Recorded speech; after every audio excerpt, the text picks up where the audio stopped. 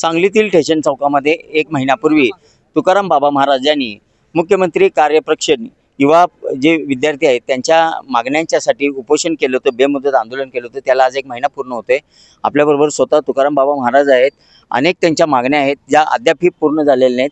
सरकारने फक्त आश्वासन दिले का वस्तुस्थितीमध्ये मागण्या पूर्ण केल्यात आपण जाणून घेऊया। मला सांगा, तुम्ही आज हे सर्व प्रशिक्षणार्थी घेऊन का आलाय आणि तुमच्या मागण्या काय आहेत? 1 महिन्यानंतर आलोय साहेब। सरकारी काम 6 महिने थांब, याचं तुम्ही उदाहरण ऐकलं असेल, पण हे सत्यामध्ये कर्तृत्वामध्ये तुम्हाला बघायला भेटते। 1 महिन्यापूर्वी सगळ्या गोष्टी मागणी केल्या होत्या। 1 महिन्यापूर्वी सांगितलं होतं की या सगळ्या गोष्टी पगारची मागणी होती। जे मुलं काम करतात त्यांचा हजेरी जी बुक आहे त्याच्यामध्ये ज्या पद्धतीने जे जॉईनिंग केलं त्यांना म्हणजे 5 महिन्याचा कार्यकाळ त्या ठिकाणी वाढला होता। त्यांना फक्त 2.5 महिने 3 महिन्यामध्ये त्यांना घरचा रस्ता दाखवलेला आहे। तेवढ्यावरतीच न थांबता त्या मुलांचा अजून देखील पगार झालेला नाही आहे। आणि ह्या मुलांनी 11 महिन्यांचा कार्यकाळ पूर्ण झाल्यानंतर आम्ही तर आता अजून 1.5 महिने अजून पोरांचे शिल्लक आहेत, तर 1.5 महिन्याच्या अगोदर 2.5 महिन्यामध्ये घरचा रस्ता यांना दाखवलेला आहे सध्याच्या घडला। म्हणजे पुढचं आंदोलन करायच्या अगोदर पोराचं नेस करून टाकले सरकारने। म्हणजे हे तर पहिली गोष्ट सरकारची नेमकं काय केले आता मुलांना सगळं म्हणजे तुमचं काम तुम्ही जेव्हापासून कामाला लागले तेव्हापासून घरात धरलं सरकारने। म्हणजे मध्ये जो गॅप दिला होता तुम्ही थांबा म्हणून सांगितलं तुम्हाला। जॉईनिंग जे दिले, जॉईनिंग लेटर जे दिले ते जॉईनिंग लेटर दिले ते 16/6/2025 ला दिले।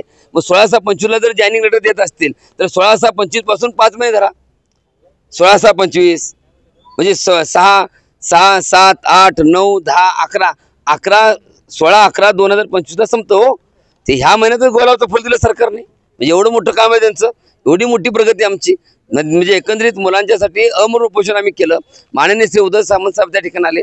माननीय एकनाथ शिंदे साहेबांच्याकडे सकारात्मक चर्चा होईल, त्यांची भेट झाली आमची। पण एकनाथ शिंदे साहेबांची वैयक्तिक ऑफिशियल जी भेट आहे 36 जिल्ह्यातली युवा प्रशिक्षणार्थी घेऊन ती अजून भेट आमची झालेली नाही। 1 महिना झाला, 15 दिवसात त्यांनी मुदत मागितली होती।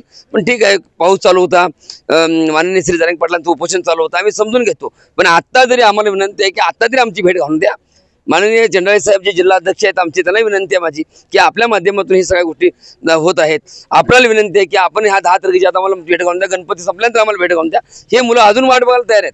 पण जर समजा आमच्या मागण्या येणाऱ्या 10 तारखेपर्यंत पूर्ण नाही झाल्या तर आम्ही सांगलीमध्ये कलेक्टर ऑफिस पुढे वेगळ्या पद्धतीने आंदोलन करायचा इशारा आम्ही देखील या ठिकाणी देतो। नाही तर ह्या मुलांना जे वाऱ्यावर सोडणार त्यांना कॉन्ट्रॅक्ट बेसवरती घ्या किंवा त्यांना कंत्राटी पद्धतीने घ्या, मानधनवरती घ्या, हे कुठल्याही पद्धतीने घ्यायला तयार आहेत। सरकार तुम्ही एकीकडं 30,000 रुपये पेन्शन पगार देणार आहे, पेन्शन 60,000 रुपये 40,000 पेन्शन देणार आहे आणि रिटायर झालेल्या माणसाला पुन्हा तुम्ही कामावर घेणार आहे। हे कितपत योग्य?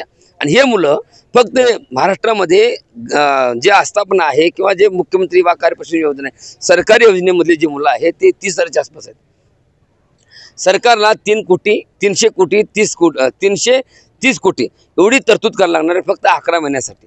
प्रत्येक 11 महिन्याचं तुम्ही कार्यकाळ वाढवून द्या, त्यांना आहे ते मानधन द्या, मानधन पण वाढवून जास्त देऊ नका। आहे त्या पद्धतीवरती हे मुलं काम करू शकतात। सरकारचा फायदा किती होणार आहे की ज्या ठिकाणी मास्टर डिपार्टमेंट आहे किंवा इतर जे डिपार्टमेंट लागणारे आहेत हे मुलं लागणारच आहेत तिथं। तुम्ही त्या डिपार्टमेंटला चौकशी करा।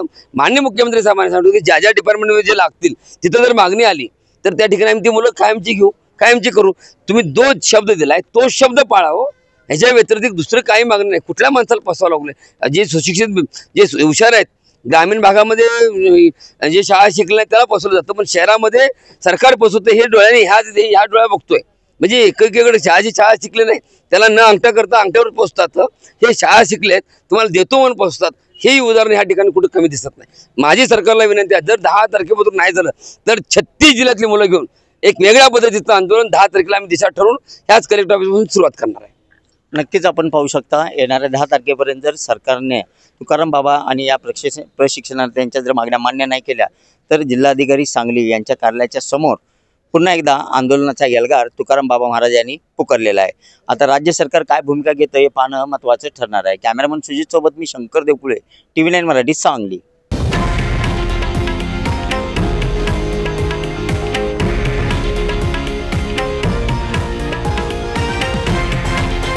हे आहे देशातील नंबर 1 न्यूज नेटवर्क आणि आपण पाहत आहात TV9 मराठी, एकमेव।